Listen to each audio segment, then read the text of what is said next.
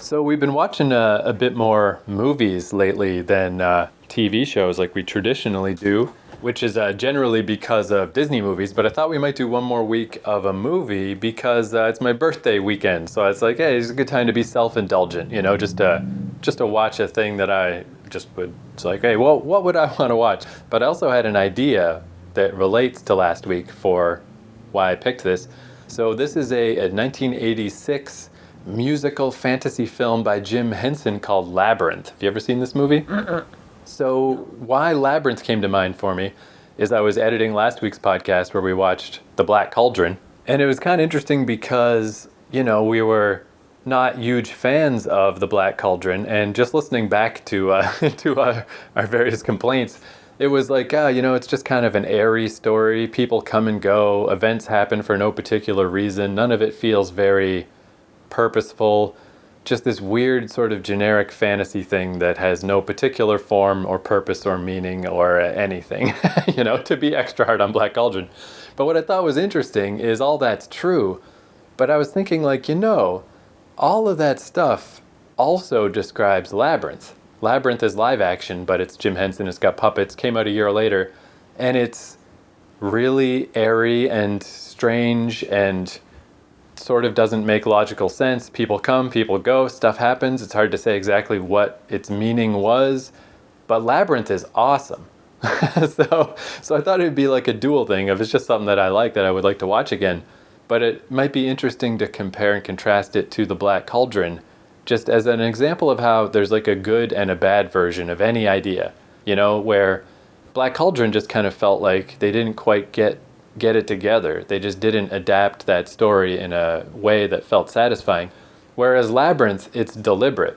Like the whole thing with Labyrinth is it's much more a metaphor than it is a conventional story. It's supposed to feel like a dream. It's got that dream logic because it's kind of obvious. Basically, it's David Bowie is the Goblin King and Jennifer Connelly is this teenage girl who is fed up with her little brother and just wishes he would go away. And the goblins are listening in and they're like, oh, all right, we can make that happen. So they steal her brother and she has to go rescue him. But it's all this weird dreamy stuff that happens because maybe it's really happening or maybe it's not. Maybe her head is just full of stories she's read and there's stuff in her bedroom that shows up in the story. It's hard to say exactly what's going on. Is this real? Is it a dream? Whatever. But because it's meant to be that, it makes the dream logic good as opposed to frustrating like it was. I mean, dream logic's too strong of a word for Black Cauldron. Black Cauldron just didn't come together. The dots didn't connect. Where Labyrinth, the dots aren't supposed to connect because it's supposed to have that feel, that weird, airy feel. And ultimately it's not so much about she's got to make her way through this labyrinth to get to David Bowie and get her brother back, but it's not about logical problem solving all that often, sometimes, but more it's about just the will to persevere, because the whole thing is just this metaphor for a teenager becoming an adult and just trying to take responsibility and learning how to maneuver in the adult world, but not in some boring normal way, in the, holy crap, David Bowie is the king of the goblins, he stole my brother, and now I'm in this weird magical labyrinth way, So anyway, it's a really good movie. Okay, well, let's watch it. Yeah, and it's one of those things and then I'll comment. Yeah, as far as stuff that I think back to that distinctly inspires stuff that I write, I can't really point to a lot of things, but I can point to Labyrinth. If you need dream logic, to me this is the good way to do it, the way that doesn't feel pointless and doesn't feel frustrating. It just feels proper. It feels like this is this type of story. This is how it's supposed to work. But anyway, let me give you some details about Labyrinth. So like I said, 1986 musical fantasy film directed by Jim Henson. Oh, that's another thing.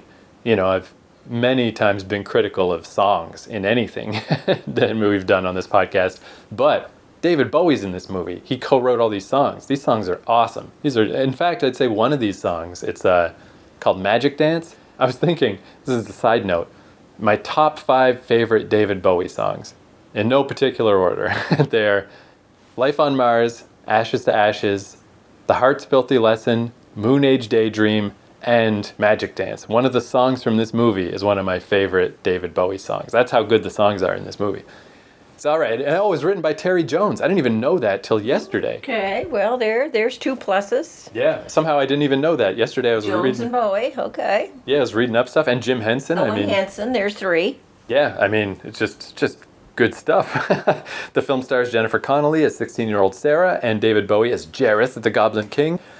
Labyrinth had a budget of $25 million and underperformed in the United States box office, grossing only $13 million. However, it was a success in the United Kingdom and overseas, grossing over $34 million worldwide.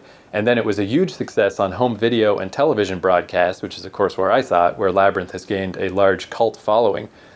And yeah, that's one of those things I had no idea until the internet came along, that Labyrinth was only a modest success. Like, it didn't lose money, but it didn't do amazing. And it's one of those things that you just never knew that stuff before the internet. Like the guy who did the Scott Pilgrim movie. Scott Pilgrim also didn't do so good in the movie theater. It was like the best movie set in Toronto ever, but it's done great after. And the guy who directed that movie pointed out that, like, back in the 80s or whatever, no one ever talked about, like, how much does it matter how good your opening weekend was. It's such an internet nerd way to look at the life of a movie, which is going to last for decades and decades. Ultimately, Scott Pilgrim did great, and he's like, it's frustrating that it's remembered as like, oh, it didn't do so good when it came out against a Julia Roberts movie and a Sylvester Stallone movie. It's like, yeah, but who cares? How does that matter? And Labyrinth, I feel like, is a very similar thing, where Jim Henson he was kind of down about it. It was the last movie he directed because he died in 1990.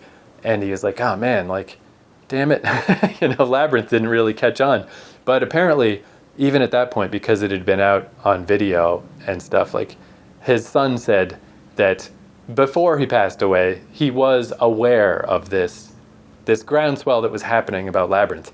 And nowadays, I thought this was an interesting point, because I don't know how you really, it's such a weird thing. How do you determine how successful a movie really is besides money? But Labyrinth, for example, has developed a significant internet fan following since the early 1990s. And as of 2021, there's this site called fanfiction.net where people write fan fiction about their favorite stuff, like they'll write their own Harry Potter stories or their own whatever. And fanfiction.net has over 10,000 Labyrinth stories in the Labyrinth section.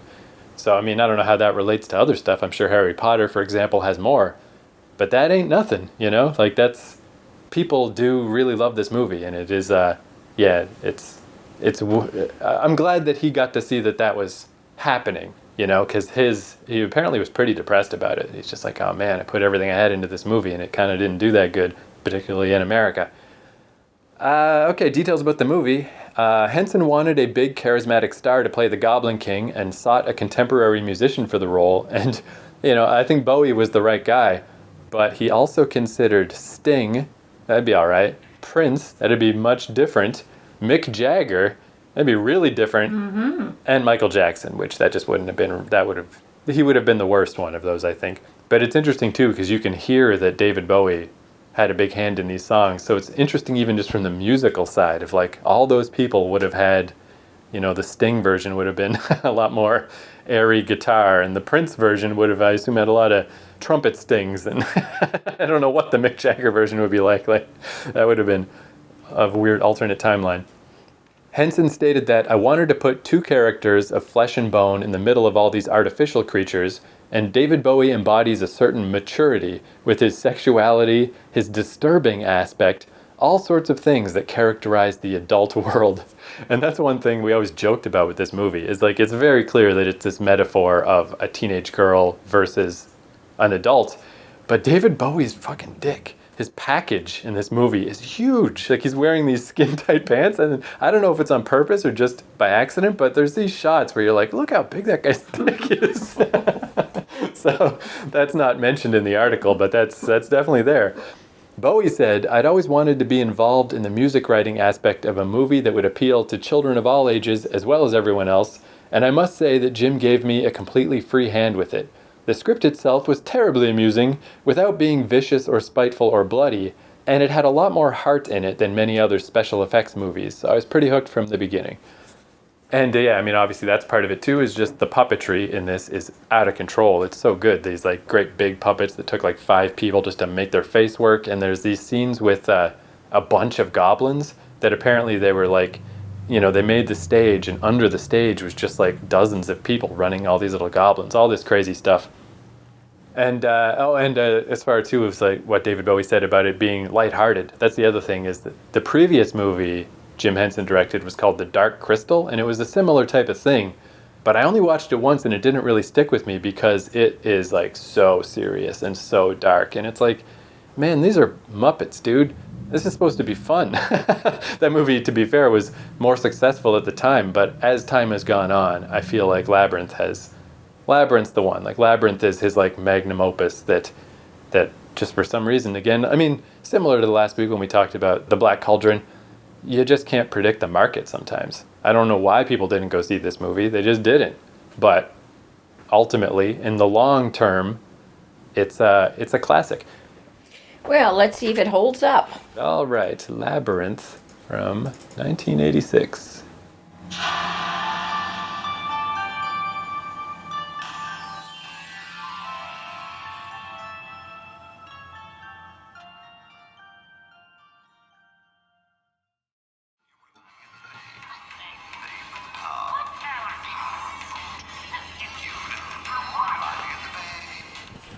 So yeah, that's especially what I was talking about the sort of dream logic is that it does happen throughout, but like the whole end of that movie, if there was anything that I could see bugging people about it, might be that the entire big climactic finale against the Goblin King basically just comes down to you just got to tell him to fuck off and really mean it. And as long as you really believe that you're the one who's in the right, you get to win. Like, in a way, it's weird to travel all the way there and have the whole house of cards just fall that easily. But because of the way the whole movie is set up, I never had a problem with it. I just think it's cool. Well, that's usually how all of those stories, though, finish up.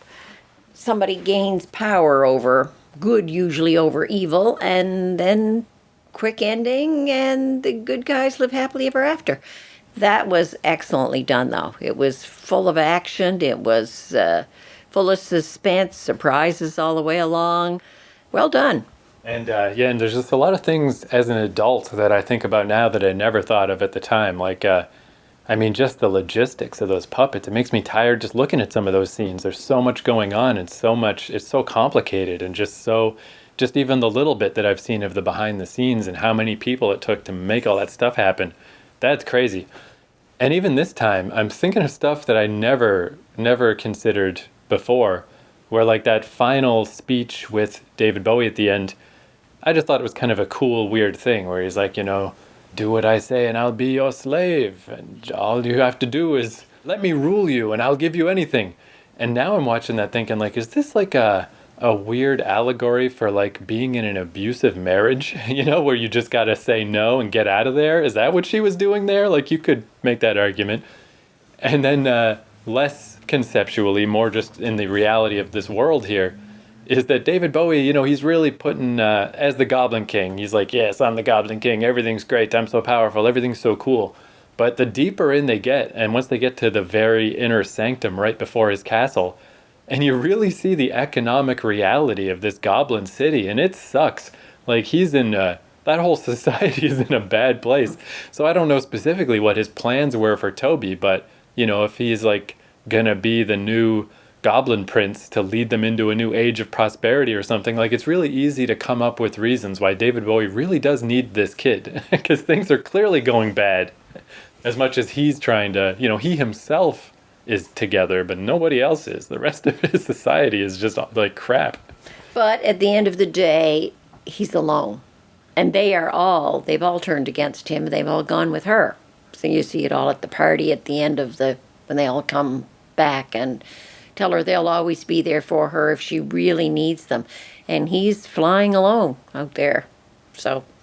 Yeah, and we were coming up to with some stuff near the start, which I thought was kind of neat, just as far as making up your own headcanon and your own like explanations for things, is instead of it just purely being this weird thing that just happened to Sarah for no reason, it could be that because she's really into old fairy tales and old plays and things, that maybe as she was delving through these things, she did find some weird old thing that is not commonly known and just says these weird incantations that just haven't been said in a long 400 years or something.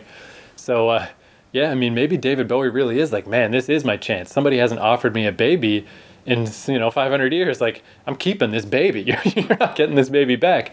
But his whole realm, you can't just fight her. It's got to be, here's a bunch of weird crap. You got 13 hours. Oh, now you got 7 hours. Oh, now you got this. Now you got that. Up is down. Down is up. Yes is no. Good luck.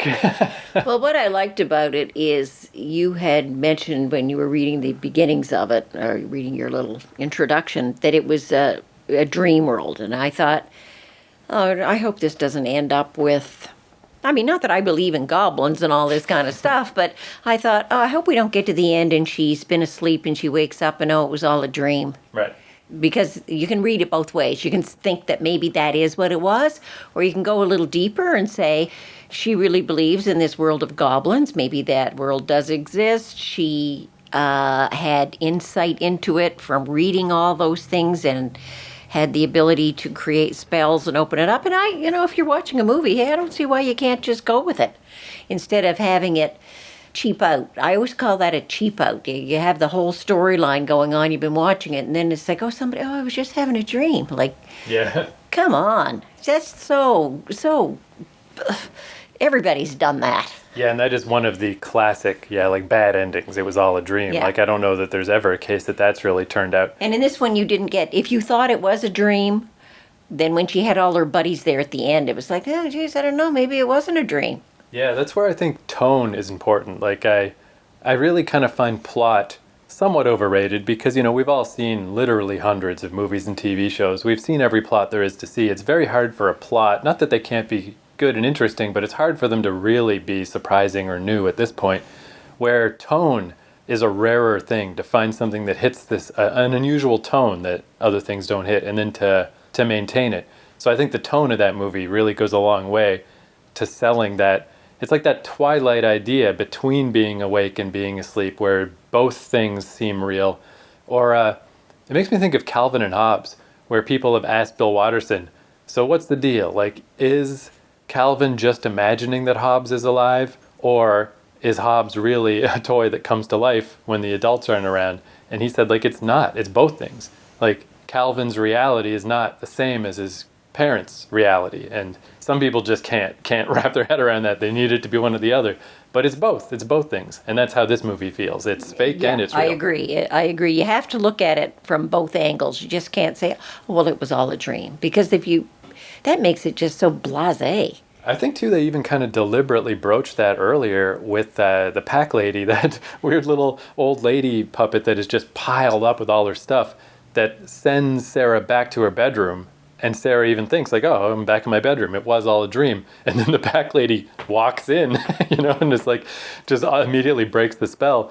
But it's like then piling all the stuff on top of her. Like, here's all your toys. Just stay here. You don't have to acknowledge all this. So they kind of like, it's like they did that before the end of the movie, 3/4 of the way through, I think, is a way to kind of alleviate that fear, maybe, that if the audience thought it was all a dream, like, don't worry, we already did the it's all a dream bit. And then it just keeps going. I think, too, watching it again, I guess the only things from a technical perspective, I guess I always noticed this, but I had forgotten, is the one tech side that really doesn't hold up is those weird little Fraggle Rock looking guys who their heads and their arms and their legs come off and they can interchange limbs, because it's the only part of the movie with a lot of green screen. There's a little bit in other places, but you can really tell that they're just not there. They're against a fake background while all their stuff moves around. And it's bad enough looking that if they ever remastered this movie, that's the one part that would be worth redoing. And in fact, I was thinking, like, I think I would have just cut that. Me too. That I don't really feel that it added a little bit of the threat that she had to run into as she was running through the maze, but there was enough other threats and interesting characters throughout that those I don't really feel they added to it. It was kind of a cutesy little song, and they were tossing their heads around and that sort of thing, and they were going to cut off her head, so I suppose that was threatening.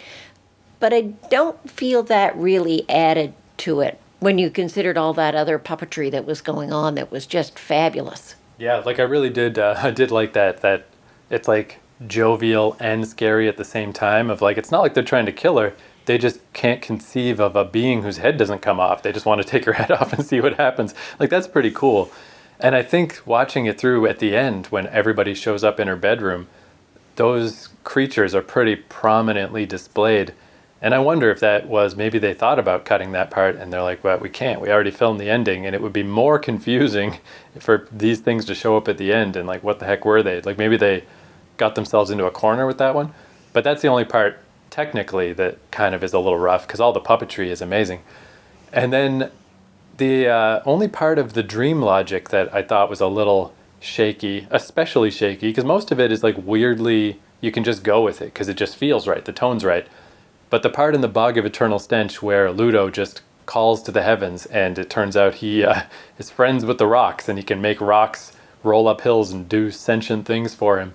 I was like, well, I don't know about that. That's really convenient. This whole movie's pretty convenient. They keep bumping into each other and stuff, but it's a weird labyrinth. Who knows? That part was extra silly until then you get to the end when it's like, we just need this movie to wrap up. We don't have time to fight a whole city full of goblins. So Ludo calls the rocks and the rocks roll in and destroy everybody. So I'm like, okay, like that first one was kind of ridiculous, kind of overly convenient, but it paid off later. So ultimately, I guess that one's a wash. It's my least favorite plot point, but it had a point. It did have a reason. I found that was okay because, hey, you have to suspend belief anyway throughout the whole darn thing. So, Yeah. Sure, why not? Yeah, and I guess everybody's got their own threshold. So yeah, probably when I was a kid, I certainly didn't mind, and maybe most people wouldn't mind, or maybe other people would mind right away. Right away, they'd be like, this movie is nonsense. But for me, that was the one point where it's just like, how are we going to get past this? Oh, wow. Like, it felt more magical than magic, which is weird. But again, that's just nitpicking. Like, whatever. Who cares?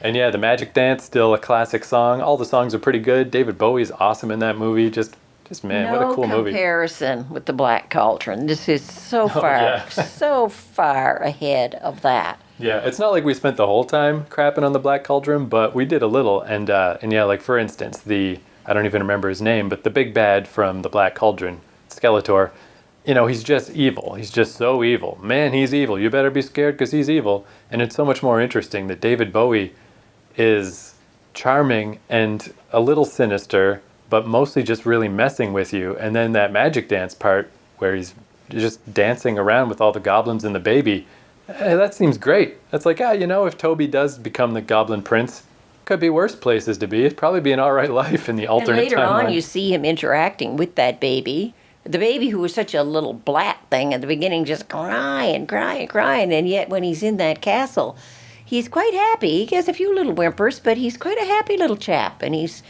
sitting on David's lap, and he's content, very content. He's crawling around on those steps at the end.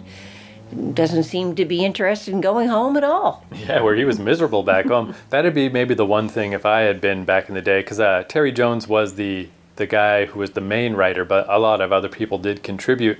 If I had somehow been involved in this back in the day and got to take my crack at it, that might have been my final gambit that I would have maybe had the Goblin King try to put forward. Is like, okay, Sarah's not going for any of my bullshit. What if I try to convince her Toby would have a better life here? Like, what if I try to convince her that this is a rare opportunity? He could be Prince of the Goblins. That's awesome. He's going to have an awesome life. Do you really want to just send him back home to his boring normal world? You don't like it either. No one wants to do that. And, she would still refuse, but I could, like he's kind of done a good enough job of selling the fact that it would be fun to live with him, that it wouldn't be the worst argument. So anyway, in the end, I'm just glad that, that this movie did find its footing on home video and then later on, and nowadays it's super duper famous. As I was looking up stuff, they've talked about making sequels and things, but as we were talking about while we were watching it, it's just a different world now. 3D is just, computer graphics are just not the same thing as puppetry. But if you tried to go back to puppetry, I don't know that the world would accept that. So I don't know if I'm that excited about that.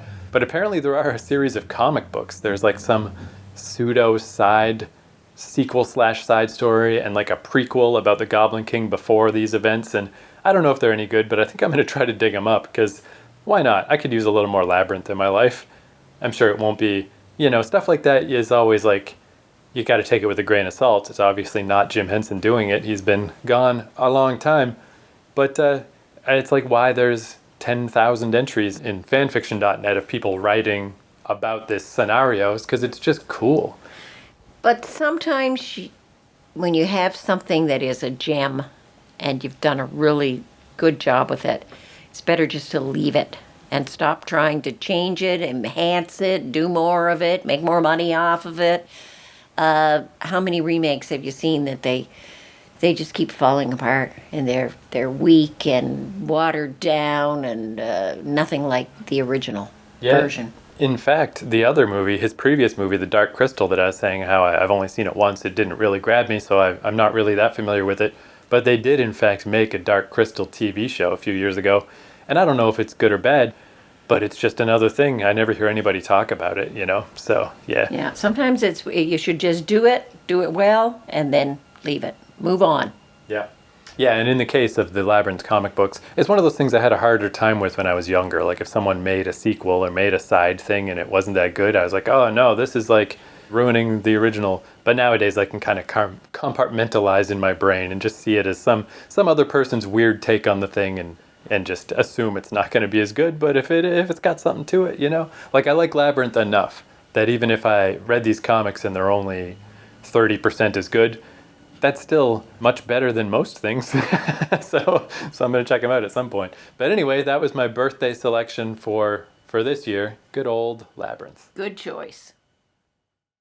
Jareth is the Goblin King. One feels that he's rather reluctantly inherited the position of being Goblin King, as though he really would like to be, I don't know, down in Soho or something. But he's not. His thing in life is to be Goblin King.